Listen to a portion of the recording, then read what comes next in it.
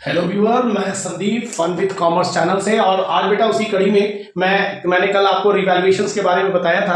कुछ और भी क्वेश्चंस मैं आपके सामने रख रहा हूँ उससे रिलेटेड और गुडविल से रिलेटेड। तो चलिए हम लोग लेट्स सी, हम लोग देखते हैं क्या है। तो इस क्वेश्चन में देखिएगा ए आर सी, ये तीन पार्टनर है जिनका ओल्ड रेशियो यानी प्रॉफिट शेयरिंग रेशियो ओल्ड है 2:1 यानी 2/5 और 1/5।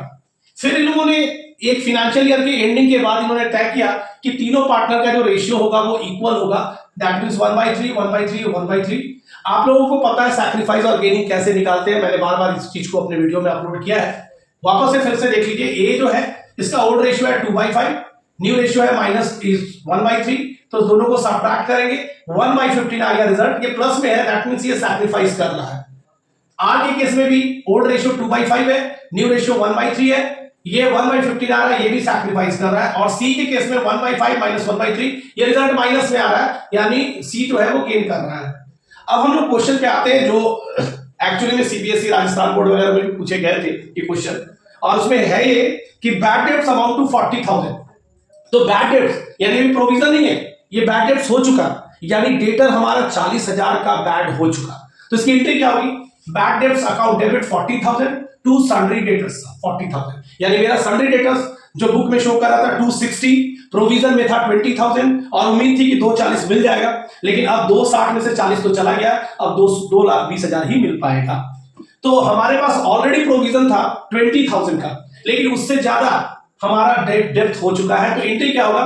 Provision on doubtful debts account debit 20,000 जो ओल्ड प्रोविजन है।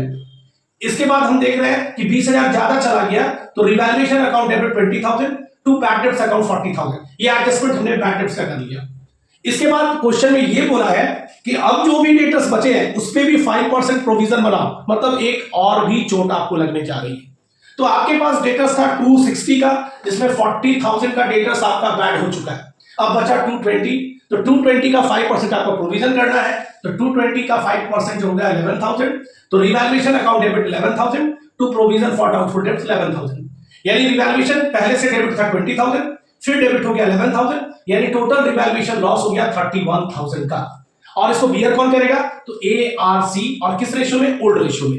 तो हम लोग एंट्री करेंगे A's capital account debit 12,400, R's capital account debit 12,400, C's capital account debit 6,200 to revaluation. ये हमने किया रिवैल्यूएशन लॉस का बंटवारा।